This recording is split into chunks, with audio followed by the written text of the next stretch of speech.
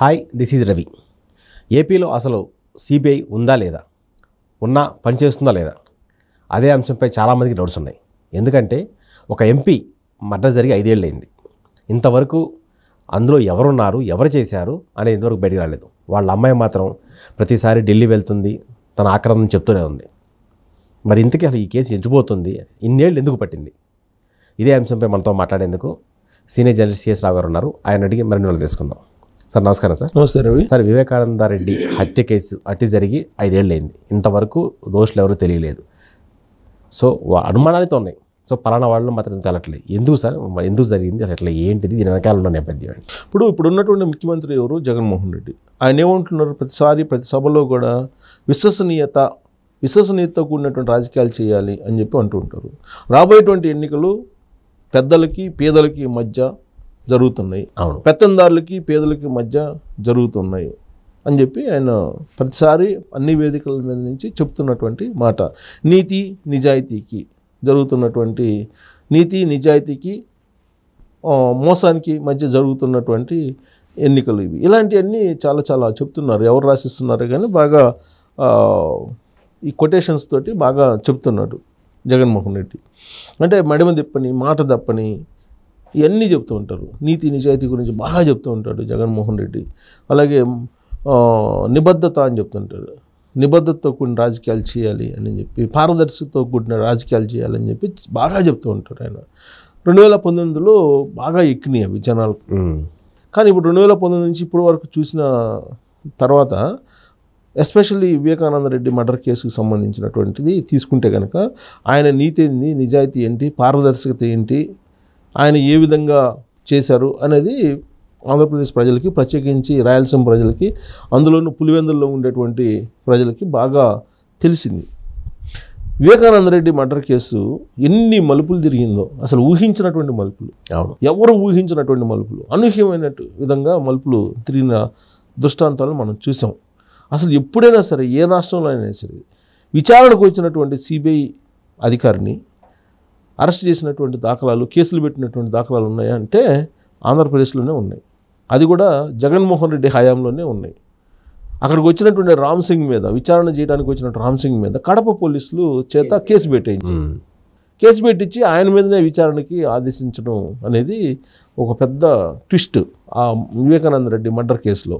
ఇంకొక ట్విస్ట్ ఏంటంటే, CBI arrest చేయడానికి సిబిఐ ఛార్జ్షీట్ వేసింది. ఛార్జ్షీట్లో హంతకులుగా అవినాష్ రెడ్డిని పేర్కొంది, అలాగే ఆయన తండ్రి భాస్కర్ రెడ్డిని కూడా పేర్కొంది. కానీ అరెస్ట్ చేయలేకపోయింది సిబిఐ. ఛార్జ్షీట్లోనేమో గూగుల్ టేక్అవుట్ ద్వారా ఇన్వెస్టిగేషన్ చేసి, గూగుల్ టేక్అవుట్ ద్వారా అధ్యయనం చేసిన తర్వాత మర్డర్ చేసింది అవినాష్ రెడ్డి వాళ్ళ ఫాదరు అండ్ ఇతర వాళ్ళతో సహాయ సహకారాలతో వీళ్ళే చేశారు, వీళ్ళే సూత్రధారులు, పాత్రధారులు అని చెప్పి ఛార్జ్షీట్ వేశారు. ఛార్జ్షీట్ వేసినటువంటి సిబిఐ అరెస్ట్ చేయలేకపోయింది. ఇది ఒక పెద్ద ట్విస్ట్. ఇంకోటి ఏంటంటే, భాస్కర్ రెడ్డిని అరెస్ట్ చేసి రిమాండ్కి పంపించింది. కానీ అవినాష్ రెడ్డికి వచ్చేటప్పటికి పేపర్ అరెస్ట్ చూపించి ముందస్తు బెయిల్ ఇచ్చేలాగా సిబిఐ వ్యవహరించింది. ఇది సిబిఐ యొక్క ప్రతిష్టకి, సిబిఐ యొక్క విలువకి ఎంత ఉంది అని చెప్పి మనం ఈ ఇన్సిడెంట్ని మనం ఉదాహరణగా తీసుకోవచ్చు. గతంలో ఎప్పుడు కూడా సిబిఐ వస్తుందనంటే, సిబిఐ ఎంక్వైరీ అంటే అత్యున్నతమైనటువంటి ఎంక్వైరీ కింద భావిస్తుంటారు. సిబిఐ అంటే సెంట్రల్ బ్యూరో ఆఫ్ ఇన్వెస్టిగేషన్. అది వస్తుందంటేనే ఇది ఒక పెద్ద కేసు, ఎక్కడ కూడా పారదర్శకంగా తప్పుదోవ పట్టకుండా జరుగుతుంది అని చెప్పేసి అనుకుంటూ ఉంటారు. జగన్మోహన్ రెడ్డి విషయంలో కూడా అదే జరిగింది. జగన్మోహన్ రెడ్డి ఆస్తులకు సంబంధించినటువంటి కేసులో జగన్మోహన్ రెడ్డిని అరెస్ట్ చేసి 16 నెలల పాటు జైలుకి పంపించారు. కానీ దాన్ని చాలా తెలివిగా దాన్ని ఏం చేశారు, రాజకీయపరమైనటువంటి కుట్రలో భాగంగా పెట్టినటువంటి కేసుగా దాన్ని చిత్రీకరించారు, ప్రజలను నమ్మించగలిగారు. కానీ ఇప్పటికి కూడా సిబిఐ కేసులు ఉన్నాయి, ఈడీ కేసులు ఉన్నాయి, బెయిల్ మీద ఉన్నారు ఆయన. ఇప్పటి వరకు ఇంకా విచారణ పూర్తి కాలేదు. తర్వాత డిశ్చార్జ్ పిటిషన్లు 129 డిశ్చార్జ్ పిటిషన్లు ఉన్నాయంట సిబిఐ కోర్టులో. సిబిఐ ఏమో వాటిని ఛాలెంజ్ చేస్తూ ఇంతవరకు పిటిషన్లు వేయట్లా. సిబిఐ పిటిషన్లు వేయాలి కదా, వాళ్ళు డిశ్చార్జ్ పిటిషన్లు వేసినప్పుడు డిశ్చార్జ్ పిటిషన్ ఛాలెంజ్ చేస్తూ వీళ్ళు పిటిషన్లు వేయాలి కదా, వేయట్లేదు. అంటే ఎక్కడో మిస్యూజ్ జరుగుతుందనేది స్పష్టంగా అర్థమవుతుంది.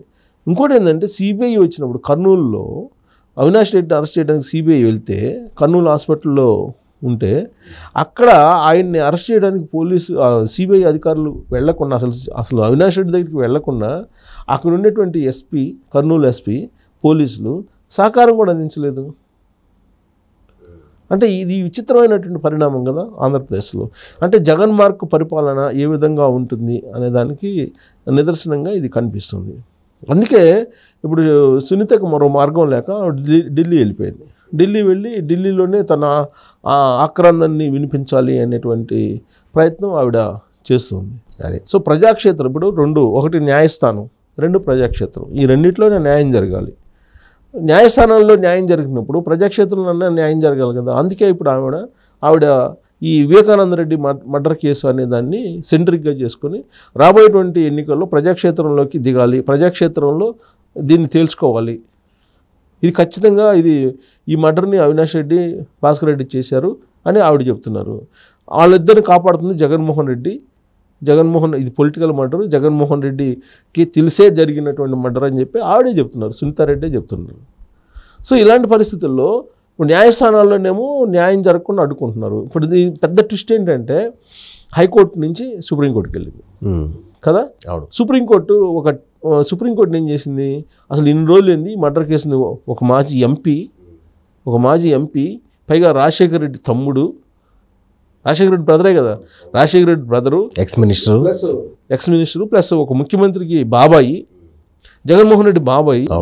కాబట్టి అసలు ఈ కేసుని ఇమీడియట్గా తేల్చాలి, అసలు ఎవరు మర్డర్ చేశారు అనేది దాని మీద సిబిఐకి సంబంధించినటువంటి అధికారులు ఎవరెవరిని ఉంచాలి అంటే రామ్ సింగ్ మీద అనుమానాలు వ్యక్తం చేశారు వీళ్ళు. వ్యక్తం చేశారు కాబట్టి వాళ్ళు ఒక గ్రూప్ ఆఫ్ ఇన్వెస్టిగేషన్ ఆఫీసర్స్ని వేసి సుప్రీంకోర్టు వేసి డెడ్లైన్ పెట్టింది. గత ఏడాది జూన్ 30వ తారీఖు డెడ్లైన్ పెట్టింది. ఆ 30వ తారీఖు లోపల మొత్తం తేల్చండి అనేది స్పీడప్ చేశారు వీళ్ళు. జూన్ అయిపోయింది, జూలై అయిపోయింది, ఆగస్ట్ అయిపోయింది, 2024 కూడా వచ్చింది, 2023 పోయి 2024 కూడా వచ్చింది. సుప్రీంకోర్టు ఇచ్చినటువంటి డెడ్లైన్కే విలువ లేకుండా చేయటం అనేది ఈ కేసులో పెద్ద హైలైట్ పాయింట్. ఇంకోటి ఏంటంటే అసలు ఆంధ్రప్రదేశ్లో న్యాయం జరగదని చెప్పి వేరే రాష్ట్రానికి పంపించమంటే తెలంగాణకి ఈ కేసుని షిఫ్ట్ చేశారు. తెలంగాణలో ఏ విధంగా న్యాయం జరుగుతుంది? ఎందుకంటే తెలంగాణలో ముఖ్యమంత్రి ఎవరు మొన్నటిదాకా కేసీఆర్. ముఖ్యమంత్రి కేసీఆర్ని జగన్మోహన్ రెడ్డి ఇద్దరిని వేరువేరుగా చూడగలమా? ఆత్మ పరమాత్మ చూడలేము. బట్ తెలంగాణకి మార్చారు. తెలంగాణకి మార్చినప్పుడే అయిపోయింది ఆ కేసు. తెలంగాణలో ఉంటే ఆంధ్రప్రదేశ్లో ఉంటే ఇద్దరు ఒకటే కదా. సో తెలంగాణకి మార్చారు. తెలంగాణలో కాకుండా వేరే రాష్ట్రానికి ఏదన్నా ఉత్తరప్రదేశ్ అలాంటి వాటికి వేస్తే దానికి న్యాయం జరుగుతుంది. కానీ ఇక్కడ వేసినప్పుడు దానికి న్యాయం ఆంధ్రప్రదేశ్లో అయితే ఇక్కడైతే ఎక్కడైనా ఒకటే. ఇక్కడ మార్చారు. సరే, ఇక్కడ మార్చిన తర్వాత జరిగినటువంటి ఇన్వెస్టిగేషను దాని పరిణామాలను కనుక మనం చూస్తే ఎంత ఆ కేసుని అడ్డుకుంటున్నారనేది అర్థమవుతుంది. ఇన్ని మలుపులు తిరిగి ఇప్పటికైనా అది తేలుస్తారా? సుప్రీంకోర్టు అత్యున్నత న్యాయస్థానం సుప్రీంకోర్టు డెడ్లైన్ పెట్టి విచారణ అధికారులు వేసి దాన్ని తేల్చండి అని చెప్పినా కానీ ఇంతవరకు తేల్చలేదు. అంటే దాన్ని వెనుకున్నటువంటి అదృశ్య శక్తులు ఎంత బలమైనటువంటి వాళ్ళు అయి ఉండాలి. అవును, ఖచ్చితంగా బలమైన వాళ్ళు అయి ఉండాలి కదా. సో అందుకే ఇన్ని మలుపులు తిరుగుతుంది. అందుకే ఇప్పుడు అయిపోయింది, ఒక అంకం అయిపోయింది. న్యాయస్థానాల్లో పోరాటం చేయలేము అనేది అర్థమైపోయింది సునీతారెడ్డికి. నెక్స్ట్ ప్రజాక్షేత్రంలో తేల్చుకోవాలి. అంతిమంగా ప్రజాక్షేత్రమే కదా, ప్రజాక్షేత్రంలో తేల్చుకోవాలని చెప్పేసి ఆవిడ రాజకీయాల్లోకి రావడానికి సిద్ధపడ్డారు.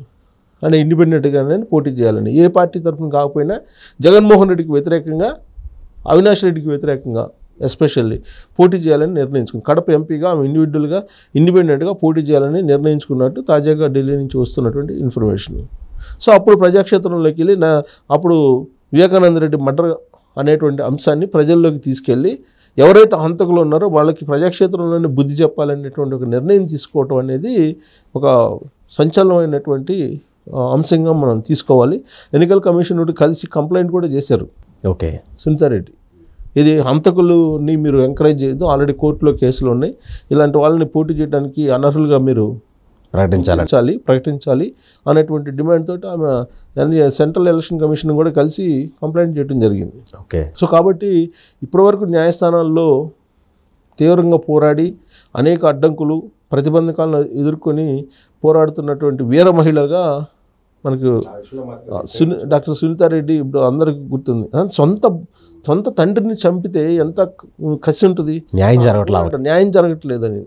చనిపోయిన బాధ కన్నా చంపేసినటువంటి వాళ్ళకి చంపేసిన వాళ్ళ మీద శిక్ష వేయట్లేదు, వాళ్ళకి శిక్ష చేయాలి కదా.